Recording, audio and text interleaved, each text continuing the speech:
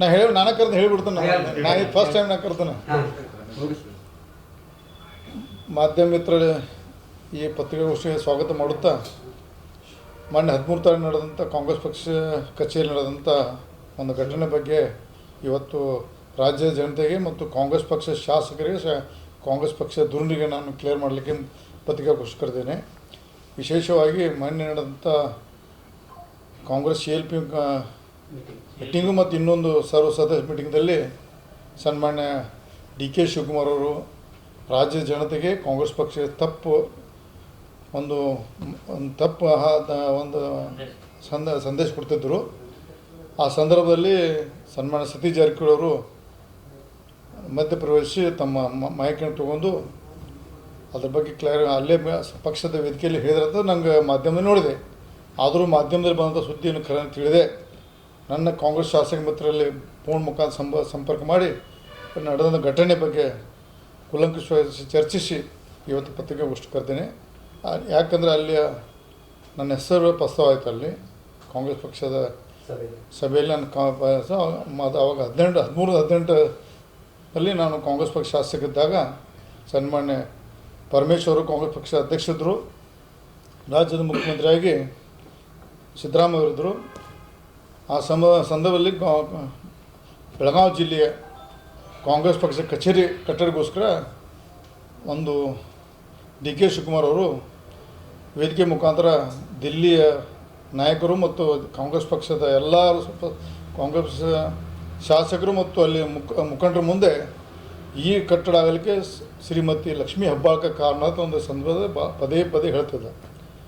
ನನಗೆ ಮಾಹಿತಿ ಪ್ರಕಾರ ಮೊದಲೇ ಸರ್ವ ಸದಸ್ಯ ಸಭೆಯಲ್ಲಿ ಹೇಳಿದ್ರು ಸತೀಶ್ ಜಾರಕಿಹೊಳಿ ಗಪ್ ಕೂತರು. ಅವತ್ತು ಏನು ಚರ್ಚೆ ಗಪ್ ಕೂತು ಹಾಳಾಗಿ ಹೋಗಿ ಗಪ್ ಕೂತರು.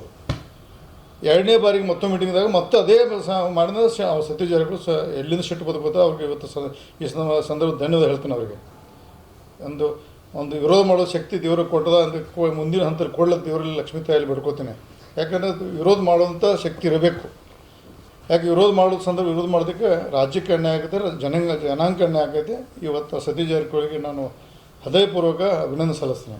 ಅಲ್ಲಿ ಆ ಸಂದರ್ಭದಲ್ಲಿ ಇಂಟರ್ವ್ಯೂ ಆಗಿ ಅಲ್ಲಿ ಮಾತಾಡೋದಕ್ಕೆ ಇವತ್ತು ಹೃತ್ಪೂರ್ವಕ ಅಭಿನಂದನೆ ಸಲ್ಲಿಸ್ತೀನಿ.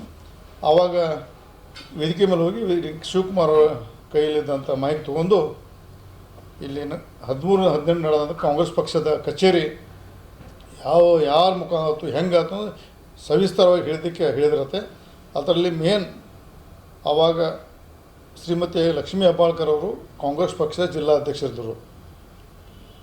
ಅವರು ಒಂದು ನೈತಿಕ ಒಂದು ಅಧ್ಯಕ್ಷರಿದ್ದರು ಅಷ್ಟೇ. ಆರ ಕಟ್ಟಡ ನಿರ್ಮಾಣ ಮಾಡಲಿಕ್ಕೆ ಸನ್ಮಾನ್ಯ ಪರಮೇಶ್ವರ್ ಅವರು, ಮುಖ್ಯಮಂತ್ರಿಯವರು ಸಿದ್ದರಾಮಯ್ಯ ಅವರು, ಆವಾಗಿನ ಲೋಕೋಪಯೋಗಿ ಸಚಿವರಾದ ಮಹದೇವಪ್ಪ, ಇಡೀ ರಾಜ್ಯದ ಒಂದು ನಿರ್ವಹಣಾ ಸಮಿತಿ ಅಂದರೆ ಕಟ್ಟಡ ನಿರ್ಮಾಣ ಸಮಿತಿ ಅಧ್ಯಕ್ಷ ಮಾಡಿರೋರು.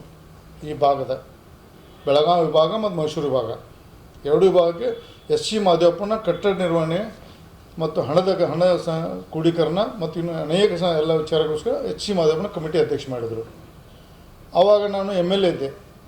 ನಮ್ಮದೊಂದು ಗ್ರೂಪ್ ಆಗಿ ಒಂದು ಲಕ್ಷ್ಮೀ ಹೆಬ್ಬಾಳ್ಕರು ನಮ್ಮ ಟೀಮ್ ಆಗಿ ಕೆಲಸ ಮಾಡಿದ್ದು ಪಕ್ಷದ. ನಾನು ಮಂತ್ರಿ ಇರಲಿಲ್ಲ, ಸತೀಶ್ ಜಾರಕಿಹೊಳಿ ಮಂತ್ರಿ ಇದ್ರು ಅವರು. ಆವಾಗ ನಾವು ನಾನು ಚಿಕ್ಕವನದ ಕಾಂಗ್ರೆಸ್ ಪಕ್ಷದ ಒಂದು ನಿಷ್ಠಾವಂತ ಕಾರ್ಯಕರ್ತೆಯಾಗಿ ಕೆಲಸ ಮಾಡಿ ಶಾಸಕನಾಗಿ ಆ ಸಂದರ್ಭದಲ್ಲಿ ಬಹುಶಃ 4ನೇ ಬಾರಿ ಶಾಸಕ, 5ನೇ ಬಾರಿ ಶಾಸಕ ಇದ್ದೆ. ಬಹುಶಃ 5ನೇ ಬಾರಿ ಶಾಸಕ ಇದ್ದೆ, ಇಲ್ಲ 4ನೇ ಬಾರಿ ಶಾಸಕ ಇದ್ದೆ.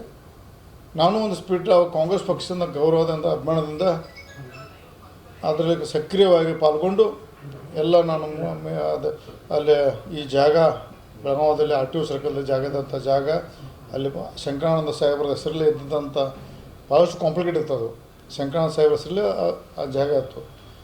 ಶಂಕರಾನಂದ ಸಾಹೇಬರಿಗೆ ಅವರ ಸುಪುತ್ರಗಳಿಗೆ ನಾನು ಕನ್ವಿನ್ಸ್ ಮಾಡಿ ಇದು ಖಾಲಿ ಬಿದ್ದಿದೆ, ಕಾಂಗ್ರೆಸ್ ಪಕ್ಷ ನೀವು ನಿಮ್ಮ ತಂದೆಯವರು ಶಂಕರಾನಂದ ಸಾಹೇಬರು ಅವ್ರು ತಿಳ್ಕೊಂಡಿದ್ರು. ನಿಮ್ಮ ತಂದೆಯವರು ಕಾಂಗ್ರೆಸ್ ಪಕ್ಷದ ಭಾಳಷ್ಟು ದೊಡ್ಡ ಲೀಡರಾಗಿ ಕಾಂಗ್ರೆಸ್ ಪಕ್ಷ ಸೇವೆ ಮಾಡಿದ್ದಾರೆ. ನಾನು ಶಾಸಕ, ಒಬ್ಬ ದಲಿತ ಸಮಾಜ ಇಬ್ಬರು ಬರೋದ್ರಿಂದ ಒಂದು ಕಾಂಗ್ರೆಸ್ ಪಕ್ಷಕ್ಕೆ ಒಂದು ಕಟ್ಟಡ ಆಗಿ ದಯವಿಟ್ಟು ಇದರಲ್ಲಿ ಕೋರ್ಟ್ ಗೀಟ್ ಹೋಗಬೇಡ್ರಿ, ದಯವಿಟ್ಟು ಬಿಟ್ಟು ಕೊಡೋದು ಕನ್ವಿನ್ಸ್ ಮಾಡಿ ನಾನು ಶಂಕರಾನಂದವರು ಓಂ ಪ್ರಕಾಶ್ ಇದ್ರವಾಗ ಅವ್ರಿಗೆ ಓಂ ಪ್ರಕಾಶ್ ಮತ್ತು ಇನ್ನೂ ಮತ್ತೊಬ್ಬ ಸುಪುತ್ರ ಮುಂಬೈ ಇರ್ತಾರೆ, ಅವ್ರಿಗಿಬ್ಬರು ಕನ್ವಿನ್ಸ್ ಮಾಡಿ ಆ ಜಾಗ ಬಿಟ್ಟು ಕೊಡಿಸಿದೆ. ಬಿಟ್ಟು ಕೊಡಿಸಿ ಆಮೇಲೆ ಕ್ಯಾಬಿನೆಟ್ ತಂದು ಅದನ್ನು ಭಾಳ ಕಷ್ಟಪಟ್ಟು ಕ್ಯಾಬಿನೆಟ್ ತಂದು ಆವಾಗ ಕ್ಯಾಬಿನೆಟ್ ಮುಖಾಂತರ ಈ RTO ಸರ್ಕಲ್ ಇದ್ದಂಥ ಕಾಂಗ್ರೆಸ್ ಪಕ್ಷಕ್ಕೆ ಭವ್ಯವಾದ ಆಫೀಸ್ ಇದ್ದ ಜಾಗದಲ್ಲಿ ಆ ಜಾಗವನ್ನು ಸಂಕ್ಷೇಮ ಕೊಟ್ಟರು. ಆದರೆ ಆ್ಯಕ್ಚುಲಿ ಫ್ರೀಯಾಗಿ ಕೊಡ್ಬೋದಿತ್ತು. ಆದರೆ 52 ಲಕ್ಷ ಮಾಡಿ ಮುಂದೆ ಆಮೇಲೆ ಒಂದು ರಿಕ್ವೆಸ್ಟ್ ಮಾಡಿ ನಾವು ಭಾಳ ಅಮೌಂಟ್ ಜಾಸ್ತಿ ಕಡಿಮೆ ಮಾಡೋಕ್ಕೆ ಪ್ರಯತ್ನ ಮಾಡೋದು. ಆವಾಗ ಅಂದ್ರೆ ಈಗ ಆಗಿಬಿಟ್ಟದೆ ಮತ್ತು ಮಾಡಿ ಕಾಂಗ್ರೆಸ್ ಪಕ್ಷಕ್ಕೆ ಮತ್ತು ಸರಿ ಹೋಗೋದಿಲ್ಲ ಹಾಗೆ ತುಂಬಿಡ್ರು ರಮೇಶ ಅಂತಂತ ಪರಮೇಶ್ವರರು ಮತ್ತು ನಾನು ಕನ್ವಿನ್ಸ್ ಮಾಡಿದಾಗ ನಾವು ಒಂದೇ ಹಂತಲ್ಲಿ 54 ಲಕ್ಷ ಭಾಳ ಆಕತಿ. ಅದನ್ನು 2 ಪಾರ್ಟ್ ಮಾಡಿಕೊಟ್ರು, 27 ಲಕ್ಷ 2 ಪಾರ್ಟ್ ಮುಖಾಂತರ ಮತ್ತು ಆದೇಶ ಮಾಡಿ 2,000 ತುಂಬಿ ನಾವು ಒಂದು ಫಸ್ಟ್ ಕಂತು ತುಂಬಿ 20 ಲಕ್ಷ ತುಂಬಿದ ತಕ್ಷಣ ಬೆಳಗಾವಿ ಕಾರ್ಪೊರೇಷನ್ ಖರೀದಿ ಕೊಡಬೇಕು ಅಂತ ಆರ್ಡ್ರ್ ಮಾಡಿದ್ರು. ನಾನೇ ಸ್ವತಃ ತಿರುಗಾಡಿ ಎಲ್ಲ ಆಫೀಸ್ ಮಾಡಿ ಮಾಡಿದೆ. 27 ಲಕ್ಷ ರೂಪಾಯಿ ನಾನು ತುಂಬಿದೆ, ಖರೀದಿ ಮಾಡಿಸಿದೆ. ನೀವು ಸ್ವಂತ 27 ಲಕ್ಷ ನಾನು ದಿಲ್ಲಿಯಲ್ಲಿದ್ದೆ. ಒಬ್ಬರ ಮುಖಾಂತರ ತುಂಬಿಸಿ ಆಮೇಲೆ ಅವ್ರು ನನಗೆ ಕೊಟ್ಟೆ. ಅದನ್ನು ಕೆಲವು ಒಬ್ಬರು ಹೆಸರು ಹೇಳಕ್ಕೆ ಬರೋದು ಅದು ಕೊಟ್ಟು ತುಂಬಿಸಿ ಆಮೇಲೆ ಸಂದರ್ಭಗಳು ಖರೀದಾದ ನಂತರ ಭಾಳಷ್ಟು ಅದು ನೆನಗುಂಬಿತ್ತು. ಅದು ಬಿಲ್ಡಿಂಗ್ ಆಗಲಿಲ್ಲ. ಆಮೇಲೆ ಮುಂದಿನ ಹಂತದಲ್ಲಿ ನಾ ಮಂತ್ರಿ ಆದ ನಂತರ ಬೆಳಗಾವಿ ಜಿಲ್ಲಾ ಉಸ್ತುವಾರಿ ಆದ ನಂತರ ಮೊದಲು 1 ಕೋಟಿ ರೂಪಾಯಿ ಕೊಟ್ಟೆ ನಾನು. ಒಟ್ಟೆ 1,20 ಲಕ್ಷ ರೂಪಾಯಿ ಕೊಟ್ಟೆ ನಾನು ಖರೀದಿಗೆ ಮತ್ತು ಒಂದು ಕಟ್ಟಡ. ಆಮೇಲೆ ಭಾಳಷ್ಟು ಗೋಲ್ಮಾಲ್ ಆಗಿದೆ ಅದರಲ್ಲಿ.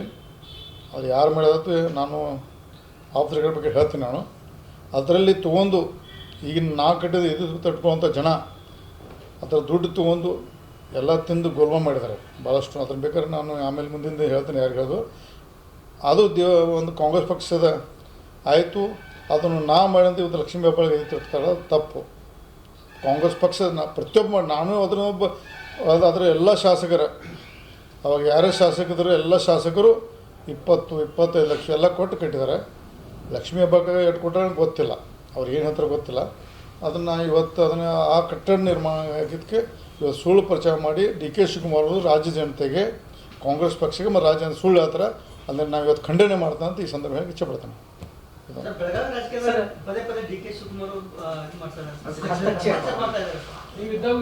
ನೋಡ್ರಿ, ಅದು ಕಾಂಗ್ರೆಸ್ ಬಗ್ಗೆ ಆಂತರಿಕ ಸಮಸ್ಯೆ, ಅದಕ್ಕೆ ನನಗೆ ಸಂಬಂಧ ಇಲ್ಲ. ನಾನು BJP ಪಕ್ಷದ MLA. ಅದು ಪಕ್ಷದ ಅದು ಮುಗಿದ ಅಧ್ಯಾಯ. ಇವತ್ತು ನಾನು BJP ಒಬ್ಬ ನಿಷ್ಠಾವಂತ ಶಾಸಕ, ನಿಷ್ಠಾವಂತ ಕಾರ್ಯಕ್ಕೆ ಕೆಲಸ ಮಾಡ್ತೀನಿ. ಅದ್ರ ಬಗ್ಗೆ ನೋ ಕಾಮೆಂಟ್ಸ್. ಕಚೇರಿ ರಮೇಶ್ ಜಾರಕಿಹೊಳಿ ಅವರ ಪಾತ್ರ ದೊಡ್ಡದಿತ್ತು ಐತೆ, ಖರೆ ನಿಜ ಐತಿ. ಯಾಕೆ ನಿಮ್ಮನ್ನ ಇಲ್ಲ ನಾ ಈಗ ಇಲ್ಲ ಅಂತೇಳಿ ಅದನ್ನ ಬಿಟ್ಟು ಅದನ್ನ ಅವರು ಅದ್ರ ಸಂಬಂಧ ಇಲ್ಲ. ಅದು ಏನಿದೆ ನನಗೆ ಗೊತ್ತಿಲ್ಲ. ನಾನು ಪಕ್ಷ ಬಿಟ್ಟಿದ್ದೇನೆ. ನಾನು BJP ಪಕ್ಷದ ಅದು ಸಹಿತ ಇವತ್ತು ಕಾರ್ಯಾಲಯ ಆಗ ಅದನ್ನು ಸಹಿತ ಜಾಗ ನಾನು ಓಡಾಡಿ ಮಾಡಿದೆ. ನಾನು ಸತೀಶ್ ಜಾರಕಿಹೊಳಿ ಅವ್ರ ಕೊಡುಗೆ ಏನು ಸರ್ ಅಲ್ಲಿ? ಯಾಕಂತಂದ್ರೆ ಈಗ ಕೆಲವರು ಇದು ತಗೋತಾ ಇದ್ದಾರೆ. ಸತೀಶ್ ಜಾರಕಿಹೊಳಿ ಏನಾದರೂ ಕೊಡುಗೆ ಐತೆ ಇಲ್ಲ? ಅವ್ರು ಆಮೇಲೆ ಮುಂದಿನ ದಿನದಲ್ಲಿ ಅವರ ಕೊಡುಗೆ ಇದೆ, ಅವರು ಕೊಡುಗೆ ಇದೆ, ಇಲ್ಲ ಅನ್ನಕ್ಕೆ ಬರೋದಿಲ್ಲ.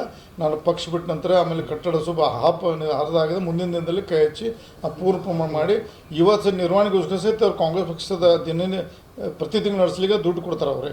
ಅವ್ರು ನಡೆಸೋದು ನಾನು ಕೇಳಿದ್ದೀನಿ, ನಂಗೆ ಗೊತ್ತಿಲ್ಲ. ಅವರು ಅದರ ಕಾಂಗ್ರೆಸ್ ಪಕ್ಷ ಕಚೇರಿ ಪೂರ್ವ ಆಗಲಿಕ್ಕೆ ಮತ್ತು ಇವತ್ತು ನಿರ್ವಹಣೆ ಮಾಡಲಿಕ್ಕೆ ಅವ್ರದ್ದು ಕೈ ಇದೆ ಅಂತ ಇವತ್ತು ಸಂದರ್ಭ ಹೇಳಕ್ಕೆ ಇಚ್ಛೆಪಡ್ತೀನಿ.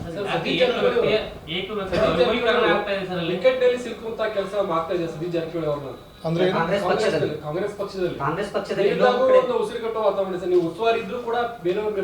ನಾ ಬರ ಕೊಟ್ಟಿಲ್ಲ. 10 DK ಶಿವಕುಮಾರ್ ಬರ ಕೊಟ್ಟಿಲ್ಲ. ಅವ್ನು ಅಲ್ಲೇ ಬ್ಲಾಕ್ ಮಾಡಿದಾನೆ, ಬರಕ್ಕೆ ಕೊಟ್ಟಿಲ್ಲ. ನಾ ಉಸ್ತುವಾರಿದ್ದಾಗ DK ಎಂಟ್ರ್ ಕೊಟ್ಟಿಲ್ಲ.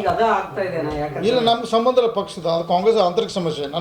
ನಾ ಕಾಂಗ್ರೆಸ್ ಪಕ್ಷ ಶಾಸಕ ಮಂತ್ರಿ ಬೆಳಗಾವಿ ಜಿಲ್ಲೆ ಉಸ್ತುವಾರಿದ್ದಾಗ ಅವ್ನು ಬರಕ್ಕೆ ಕೊಟ್ಟಿಲ್ಲ. ಇಲ್ಲಿ ನಾ ಬರಕ್ಕೆ ಕೊಟ್ಟಿಲ್ಲ. ನನ್ನ ಅಧಿಕಾರ ನಡೆಸಿದ್ದೀನಿ. ಬಟ್ ಸಾಮೂಹಿಕ ನಾಯಕತ್ವದಲ್ಲಿ ಬೆಳಗಾವಿ ಮಟ್ಟದಲ್ಲಿ DK ಶಿವಕುಮಾರ್ ಸಲಹೆ ಸೂಚನೆ ಸ್ವೀಕಾರ ಮಾಡಿದ್ದೀನಿ. ಬಟ್ ಬೆಳಗಾವಿ ಜಿಲ್ಲೆಯಲ್ಲಿ ಎಂಟ್ರ್ ಕೊಟ್ಟಿಲ್ಲ. ಸರ್, ಈಗ ನೀವು ನೀವು ಮಂತ್ರಿ ಇದ್ದಾಗ 1 ಕೋಟಿ ರೂಪಾಯಿ ಕೊಟ್ಟಿದ್ರಿ. ಅದು ಯಾವ ಪ್ರಚಾರ ಬಯಸಿಲ್ಲ, ಯಾರಿಗೂ ಗೊತ್ತಿರಲಿಲ್ಲ. ಅದಕ್ಕೆ ನೀವು ಹೇಳ್ತಾ ಇದ್ರಿ ಅನಿವಾರ್ಯ ಬಂದು ಹೇಳ್ತಾನೆ 1 ಕೋಟಿ ರೂಪಾಯಿ ಕೊಟ್ಟಿದ್ದೀನಿ ಅಂತ. ಆ ರೀತಿ ಬೇರೆ ಕಾಂಗ್ರೆಸ್ ಶಾಸಕರನ್ನು ಕೊಟ್ಟಿದ್ದಾರೆ. ತನಿಖೆ ಆಗ್ಬೇಕು, ಯಾರ್ಯಾರು ಅಟ್ಯಾಕ್ ಕೊಟ್ಟಾರು ಅದನ್ನ ಜಿಲ್ಲಾಧ್ಯಕ್ಷರ ಕಡೆ ಲೆಕ್ಕಪತ್ರ ಅಂತೂ ಜಿಲ್ಲಾಧ್ಯಕ್ಷ ಅವರ ಸ್ವಂತ ಬರ್ಕೊಂಡು ಯಾರಿಗೂ ದೇವ್ರ ಅವರ ಲಕ್ಷ್ಮೀ ಹೆಬ್ಬಾಳ್ಗೆ ಅಧ್ಯಕ್ಷ ಇದ್ರು. ಅವ್ರು ಏನು ಬರ್ಕೊಂಡು ದೇವ್ರಿಗೆ ಗೊತ್ತು. ನಾವ್ಯಾಕೆ ಒಂದು ಈಗ ನಿಮ್ಮ ಕೈ ಅಧಿಕಾರ ಕೊಟ್ಟು ನಿಮ್ಮ ಕೈ ಚಂದ ಮಾಡೋದೇ ಬಿಟ್ಟದು ನಮ್ಗೆ. ಅವ್ರು ಯಾರು ಬರ್ಕೊಂಡ್ರೆ ಯಾರು ಬರ್ಬೋದು. ಅದು ಕಾಂಗ್ರೆಸ್ ಪಕ್ಷ ಸದಸ್ಯ ಕೇಳ್ಬೇಕು, ನನ್ನ ಡ್ಯೂಟಿ ಅಲ್ಲದು, ಅವ್ರು ಕೇಳಬೇಕು, ನನ್ನ ಡ್ಯೂಟಿ ಅಲ್ಲ. ಕಚೇರಿ ನಿರ್ಮಾಣದಲ್ಲಿ ಸಾಕಷ್ಟು ಗೋಲ್ಮಾಲ್ ಕೂಡ ಆಗಿದೆ. ವಿನಯ್ ನಾವಲ್ಟಿ ಕೇಳ್ರಿ, ಗೊತ್ತಾಗುತ್ತಾ. ಅಧ್ಯಕ್ಷರು ಮಾಡಿದ್ರಂತ. ಆಮೇಲೆ ಮುಂದಿನ ದಿನ ನೀವು ನಾವಲ್ಟಿ ಆದ ಅಧ್ಯಕ್ಷ, ಇವ್ರು ಏನೋ ಮೇಲೇನೋ ಆದರೆ ಬೆಳಗ್ಗೆ ಅವಾಗ ವಿನಯ್ ನಾವಲ್ಟಿ ಯಾರೇ ಗೋಲ್ ಮಾಡೋದು ಅವ್ರಿಗೆ ಗೊತ್ತೈತೆ ನನಗೆ. ಅವ್ರ ಹೆಸರು ಬಂದು ನನಗೆ ಹೇಳಿದಾರೆ, ಅದನ್ನ ಹೇಳಕ್ಕೆ ಬರೋದಿಲ್ಲ. ಈಗ ಪಕ್ಷದ ಆಂತರಿಕ ಸಮಸ್ಯೆನ ಹೇಳಕ್ಕೆ ಬರೋದು. ವಿನಯ್ ನಾವಲ್ಟಿ ಕೇಳಿ ಅವ್ರು ಎಷ್ಟು ಇಸ್ಕೊಂಡಾರ, ಖರ್ಚು ಹಾಕಿದ್ದು ಹೊಳ್ಳಿ ಎಷ್ಟು ಇಸ್ಕೊಂಡಾರ, ಎಷ್ಟು ಯಾವ ಗಾಡಿ ತೊಗೊಂಡಾರ ರೊಕ್ಕಾಗಲಿ ಅಲ್ಲ. ಅವರು ವಿನಯ್ ನಾವಲ್ಟಿ ಕೇಳಿ ನಂಗೆ ಗೊತ್ತೈತೆ. ನನಗೆ ಹೇಳಿದಾರೆ ಹೆಸರುಗಳು, ನಾ ಹೇಳಂಗಿಲ್ಲ. ಕಾಂಗ್ರೆಸ್ ಕಚೇರಿ ನಿರ್ಮಾಣದ ರೊಕ್ಕದಲ್ಲೇ ಗಾಡಿ ತೊಗೊಂಡ್ರ, ಚೈನಿ ಮಾಡಿದಾರೆ, ಅದನ್ನ ನಾವಲ್ಟಿ ಕೇರ್ ಹೇಳ್ತಾರೆ ಅವ್ರು. ಮತ್ತೆ ಕಟ್ತು, ನಾವು ಅದನ್ನು ಕಟ್ತೀವಿ. ಆರು 30 ಗುಂಟೆ ಮಾಡಿದ 10 ಗುಂಟೆ ಮಾಡಿದ ಅದನ್ನು, ಅದನ್ನು ತಪ್ಪವರು. ನಾ ಮಂತ್ರಿ ಇದ್ದಾಗ 30 ಗುಂಟೆ ಮಾಡಿಸಿದ್ದೆ, ಅದನ್ನು 30 ಗುಂಟೆ ಬಟ್ 10 ಗುಂಟೆಗೆ ಸೀಮಿತ ಮಾಡಿದ, ಅದು ಗೊತ್ತದೆ. ಅದನ್ನು 30 ಗುಂಟೆ ಮಾಡಿ ನನ್ನ ಪ್ಲ್ಯಾನ್ ಬೇರೆ ಆಯ್ತು. ನಮ್ಮ ಮಂತ್ರಿ ಇದ್ದೆ ರಾಜಂಗಳು, ಅದು ನನಗೂ ಬಿಸ್ನೆಸ್ ಅದು ಈಗ ಆಕೈತೆ ಕೇಳಿದ್ದೀನಿ. ಅದರೆಲ್ಲ ಹೆಚ್ಚು ಇನ್ವಾಲ್ವ್ಮೆಂಟ್ ಇಲ್ಲ. ಅದನ್ನು ಕಟ್ಟೋದು ನಾನು ಏನು ಕೊಡ್ಬೇಕು ನಾನು ಕೊಡಕ್ಕೆ ರೆಡಿ. ಡೈಲಿ ಭೇಟಿ ಕೊಟ್ಟಿದ್ರಿ. ಈಗ BS ಯಡಿಯೂರಪ್ಪ ರಾಜ್ಯ ಪ್ರವಾಸ ಮಾಡ್ತಾ ಇದ್ದಾರೆ, ರಾಜ್ಯ ಪ್ರವಾಸ ಮಾಡ್ತೀನಿ ಅಂತ ಹೇಳ್ಕೊಂಡಿದ್ದಾರೆ. ಏನು ಸರ್ ಇದು, ಏನು ನೀವು ಡೈಲಿ ಇವರು ನೋಡಿ, ನಮ್ಮ ಉದ್ದೇಶ ವಿಜೇಂದ್ರವನ್ನ ತೆಗಿಬೇಕಂತ ಹೋರಾಟ ನಡೆದು ನಿಜ, ಸುಳ್ಳು ಹಾಕೋದು. ಅದನ್ನು ಹೈಕಮಾಂಡ್ ಏನು ನಿರ್ಣಯ ಅದ್ರ ಬಗ್ಗೆ ನಾವು ಬದ್ಧತೆವೆ. ತೆಗಿತಾರೋ ಬಿಡ್ತಾರೋ ಹೈಕಮಾಂಡ್ ಗೊತ್ತು. ಆದರೆ ಯಡಿಯೂರಪ್ಪನವ್ರ ಬಗ್ಗೆ ಪದೇ ಅದನ್ನ ಅವ್ರ ಬಗ್ಗೆ ಅಪಾರದ ಗೌರವ ಇದೆ. ಅವರು ರಾಜ್ಯ ಪ್ರವಾಸ ಮಾಡೋದು ಸ್ವಾಗತ. ಅವ್ರು ಯಾಕೆ ಟೂರ್ ಮಾಡೋದು ಒಂದು ಮೊದಲು ಕ್ಲಿಯರ್ ಮಾಡೋಕೆ ಅವರು ಮಗನ ಭದ್ರ ಮಾಡಕ್ಕೆ ಆಟಾಡ್ತಾರೋ ಪಕ್ಷ ಭದ್ರ ಮಾಡೋಕೆ ಅವ್ರು ಕ್ಲಿಯರ್ ಮಾಡಬೇಕು. ಪದೇ ಪ್ರತಿ ಹಂತದಲ್ಲಿ ಹೈಕಮಾಂಡನ್ನು ದಯವಿಟ್ಟು ನಿಮ್ಮ ಬಗ್ಗೆ ಗೌರವ ಇದಲ್ಲ ಯಡಿಯೂರಪ್ಪನವರೇ, ನೀವು ಕೊನೆಯ ಹಂತದಲ್ಲಿ ಬಂದ್ರಿ, ಈಗ ವಯಸ್ಸಾಗಿದೆ, ಇನ್ನು ಪಕ್ಷ ಎಲ್ಲ ಕೊಟ್ಟಿದೆ ನಿಮಗೆ, ಪಕ್ಷನ ಬ್ಲ್ಯಾಕ್ ಮಾಡಬೇಡಿ ದಯವಿಟ್ಟು. ನಿಮ್ಮ ಸಹಿತ ವಿಜೇಂದ್ರ ಬಂದರೆ ನೀವು ಹಾಳಾಕ್ರಿ. ನಾನು ಮಾಧ್ಯಮ ಮುಖಾಂತರ ಮನವಿ ಮಾಡ್ಕೋತೀನಿ, ದಯವಿಟ್ಟು ಮಗನಾಗಿ ನೋಡಬೇಡ್ರಿ. ಒಬ್ಬ ಫೇಲ್ ಆದಂಥ ಅಧ್ಯಕ್ಷ ತಿಳ್ಕೊಂಡು ದಯವಿಟ್ಟು ಹೈಕಮಾಂಡ್ ಕನ್ವಿನ್ಸ್ ಮಾಡಿ ಹೊಸ ಅಧ್ಯಕ್ಷ ಮಾಡೋಕ್ಕೆ ನೀವು ಸಹಕಾರ ಕೊಡಿ. ನಿಮ್ಮ ಕೊಡುಗೆ ಭಾಳ ಇದೆ, ಅಪಾರದ ಕೊಡುಗೆ ಇದೆ. ವಿಜೇಂದ್ರ ಬೆನ್ನತ್ತೆ ನೀವು ಹಾಳಾಕ್ರಿ. ಈ ಸಂದರ್ಭ ಹೇಳಕ್ಕೆ ಇಚ್ಛೆಪಡ್ತಾರೆ. ಅವ್ರು ಯಾರು ಬೇಕಾ ಮಾಡಲಿಲ್ಲ, ಯಾರು ಮಾಡಿ ಸ್ವಾಗತ ಇದೆ. ನಮಗೆ ಯಾರ ಹೆಸರು ಸ್ವಾಗತ ಮಾಡಿದೆ. ಯಡಿಯೂರಪ್ಪನು ಮತ್ತೊಂದು ಸಲ ಹೇಳ್ತಾನಲ್ಲ, ರಾಜ್ ಟೂರ್ ಮಾಡೋಕೆ ನಾನು ಸ್ವಾಗತ ಇದೆ. ಮಗನ ಕುರ್ಚಿ ಬದ್ದು ಮಾಡೋಕೆ ಇದ್ರು, ಏನು ಬ್ಲ್ಯಾಕ್ ಮಾಡಿದ್ರು, ಏನು ಪಕ್ಷ ಸಂಘಟನೆ ಮಾಡೋದು ಕ್ಲಿಯರ್ ಮಾಡಿ ಆಡಬೇಕು. ಈ ಸಂದರ್ಭ ಮತ್ತೊಂದು ಸಲ ಮನೆ ಮಾಡ್ತೀನಿ. ಸಿಟಿ ರವಿದೊಂದು ಪ್ರಕರಣ ತಾವು ಎಲ್ಲಿ ಪ್ರತಿಕ್ರಿಯೆ ಕೊಟ್ಟಿಲ್ಲ. ಇಲ್ಲ, ಅದು ಸಿಟಿ ರವಿ ಅವರು ಅಧ್ಯಾಯ ಕ್ಲೋಸ್ ಆಗಿದೆ. ಅದನ್ನು ಹೇಳಿದೊಂದು ಹೇಳ್ತೀನಿ. ಸಿಟಿ ರವಿ ಅದು ಅವರು ಅಂದದ್ದು ಶಬ್ದ ಬಗ್ಗೆ ನಂದು ತಕರಾರಿದೆ, ಅದಕ್ಕೆ ನಾನು ಸಹಮತಿ ಇಲ್ಲ. ಆ ಶಬ್ದಕ್ಕೆ ನಾ ಏನಂದ್ರೆ ಗೊತ್ತಿಲ್ಲ. ಅವ್ರು ಹೇಳ್ತಾರೆ ಅವ್ರು ಅಂದಿಲ್ಲತ್ತಾರು ಅಂದರ್ದು, ಅವ್ರು ಅಂದಿದ್ರೆ ತಪ್ಪು. ಅದ್ರ ಬಗ್ಗೆ ನಾವು ಆದರೆ ಒಂದು ನೋಡಿರಿ, ರಾಜಕಾರಣದಲ್ಲಿ ಓವರ್ ಸೈಟಿಗೆ ಭಾಳ CM ಇಬ್ರಾಹಿಂ ಇಂದಿರಾ ಗಾಂಧಿ ಏನು ಬೇಕಾ ಮಾತಾಡಿದ್ರು. CM ಇಬ್ರಾಹಿಂ ನಡೆದಾಗ ಇಂದಿರಾ ಗಾಂಧಿ ಪ್ರಧಾನಮಂತ್ರಿದಾಗ CM ಇಬ್ರಾಹಿಂ ಪದೇ ಅವ್ರು ತೆಗೆದು ನೋಡಿ, ಹಿಂದಿ ಕ್ಲಿಪಿಂಗ್ ನೋಡೋದು. ರಾಜಕಾರಣದಲ್ಲಿ ಓವರ್ ಸೈಡ್ ಮಾತಾಡೋದು ದೊಡ್ಡ ವಿಷಯ ಅಲ್ಲ, ದೊಡ್ಡದು ಮಾಡಬಾರ್ದು, ಅದು ಮುಗಿಸ್ಬೇಕಟ್ಟೆ. ಅದನ್ನು ರಾಜಕಾರಣದಲ್ಲಿ ನಾವು ಅದನ್ನು ವೈಯಕ್ತಿಕ ನಾವು ಯಾರೂ ರಾಜಕಾರಣದಲ್ಲಿ ಸುದ್ರಲ್ಲ, ಎಲ್ಲರೂ ತಪ್ಪು ಏನೋ ಮಾತಾಡ್ತಾರೆ. ಅದನ್ನು ಅಲ್ಲಿಗೆ ಕ್ಲೋಸ್ ಮಾಡಬೇಕಾಯ್ತು. ಅವ್ರನ್ನ ಅತಿ ದೊಡ್ಡದು ಮಾಡಿ ಅದನ್ನು ನಮ್ಮ ವಿಧಾನಸಭೆಗೆ ಒಂದು ಅಗೌರವ ತಂದ ಅಂತ ಸಂದರ್ಭಕ್ಕೆ ಇಚ್ಛೆಪಡ್ತೀನಿ. ಯಾರೇ ಅದಕ್ಕೆ ನೋ ಕಾಮೆಂಟ್ಸ್, ಅದಕ್ಕೆ ಬೇರೆ ವಿಷಯದ ಹೇಳಿ.